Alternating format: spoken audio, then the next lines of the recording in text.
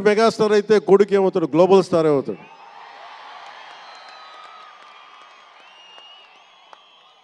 చిరంజీవి గారిని ఎందుకు అంటే ఎక్కడ గుర్తు పెట్టుకోవాలంటే అంటే నాకు మా అన్నయ్య అంటే ఎందుకు గౌరవం, మొన్న కూడా ఇంట్లో అప్పుడప్పుడు చెప్తా ఉంటాం.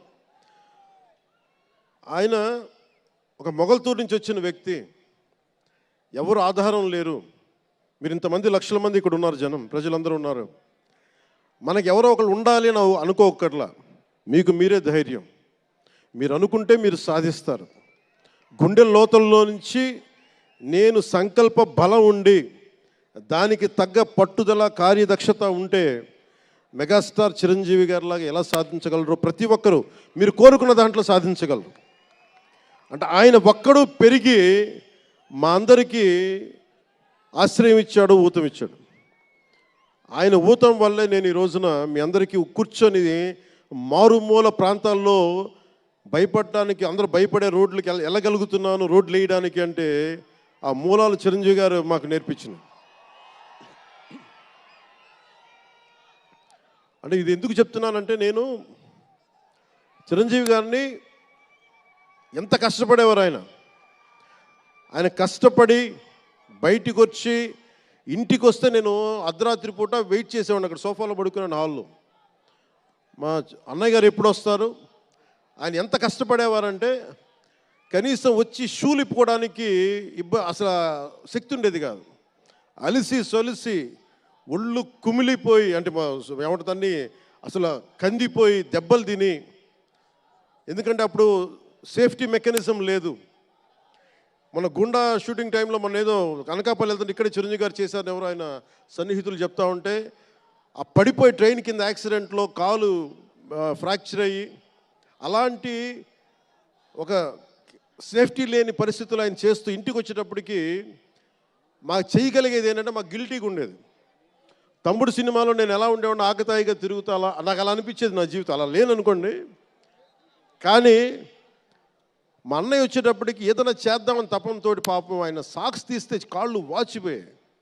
ఆ షూ కూడా వచ్చేది కాదు, చెమటతో తడిచిపోయేది. ఆయన షూలు తీసి ఆయన పాదాలు తుడిచి అది చేస్తే మాకు ఒక చిన్నపాటి ఉపశాంతి మాకు లభించేది. ఎందుకంటే ఇంత కష్టపడుతున్నాడు ఇంతమంది కోసం అనేది. అంటే అలాంటి కష్టాన్ని చూసి పెరిగాడు రామ్ చరణ్. అందుకే ఎందుకు ఆయన గురించి చెప్తున్నానంటే, మేము ఎప్పుడూ దీన్ని అహంకారంగా తీసుకోవాలి. మెగా అభిమానులు ఇలాంటి పదాలు మేము ఎందుకు మాట్లాడమంటే, ఇక్కడ అందరి హీరోల అభిమానులు ఉన్నారు. జూనియర్ ఎన్టీ, మీరు అందరు సినిమాలు చూస్తారు. రామ్ చరణ్ ఒక సినిమాని ఎక్కువ ఇంకొక హీరోని ఇష్టపడచ్చు, ఒక హీరోని ఎక్కువ ఇష్టపడచ్చు. జూనియర్ ఎన్టీఆర్ గారిని ఇష్టపడతారు, అల్లు అర్జున్ గారిని ఇష్టపడతారు, అలాగే ఒక ప్రభాస్ గారిని ఇష్టపడతారు. ఇంకా హీరోస్ పేర్లు అందరూ చెప్పు ఒకసారి, మర్చిపోయి. ఘట్టంనేని మహేష్ గారిని ఇష్టపడతారు. అంటే నేను ఎందుకు అందరి హీరోల అందరి హీరోల అభిమానులని పేరు పేరున నేను సమయం తక్కువ ఎక్కువ మంచి అందరి హీరోలు పేరు పేరున చెప్తున్నాను. చిన్న చిత్తగారి అట్లని చెప్పట్లా. ఎవరైనా సరే, ఏ స్థాయి హీరోలైనా సరే వారు ప్రత్యేకించి అభిమానులు ఉంటారు. నాని గారు ఉన్నారు, ఆయనకి ప్రత్యేకించి మా ఇంట్లో చాలామంది అభిమానులు ఉన్నారు. మా సిస్టర్ చాలా నచ్చుతారు మా చెల్లికి నాని గారి సినిమాలు. ఇలాగా మా ఇంట్లో అందరికి కూడా మా చిరంజీవి గారు మాకు నేర్పించింది, ఒక హీరోని ద్వేషించే పని మాకు తెలియదు. మాకు చిన్నప్పటి నుంచి మా జీవితంలో కళమా తల్లి సాక్షిగా చెప్తున్నాం, ఎప్పుడు కూడా మా ఇంట్లో ఈ హీరో సినిమా పోవాలి, మేము ఉండాలి, మా ఇంట్లో ఎప్పుడు లేదు. అసలు ఆ సంస్కృతి మా ఇంట్లో లేదు. అందుకు మేము అందరం బాగుండాలని కోరుకుంటాం. ఎందుకు బాగుండాలని కోరుకుంటామంటే, సర్వే జనం సుఖినో భవంతు అని చెప్పి మా నాన్న నేర్పించిన ఇది మాకు సంస్కృతి. అది మేమే బాగుండాలి, వాళ్ళు బాగుండకూడదు అనుకుంటే ఎకానమీ తిరగాలి, అందరి దగ్గర డబ్బులు ఉండాలి, అందరూ బాగుండాలని కోరుకుంటాం. అలాంటి పరిస్థితుల్లో అలాంటి వాతావరణంలో పెరిగా రామ్ చరణ్ అలాంటి వాతావరణంలో పెరిగిన వ్యక్తి.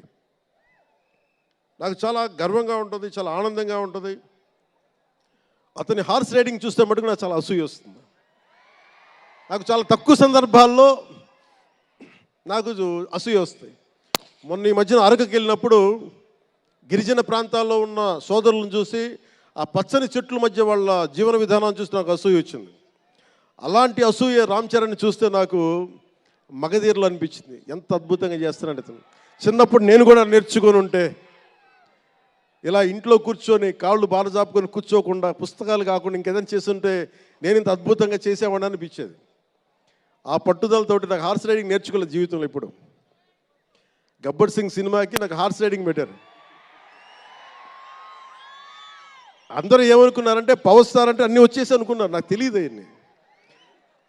హార్స్ రైడింగ్ అని చెప్పారు. ఓకే అని గుర్రం చూపించారు నాకు. అది కచ్ రాష్ట్రం గుజరాత్లో. గుర్రం దగ్గరికి వెళ్ళా. సార్ ఏం లేదు, దౌడు తీసుకుంటే గ్యాలప్ మీద వచ్చేయాలంటే ఓకే షూర్ అన్నాను, డెఫినెట్గా వచ్చేస్తానమ్మా.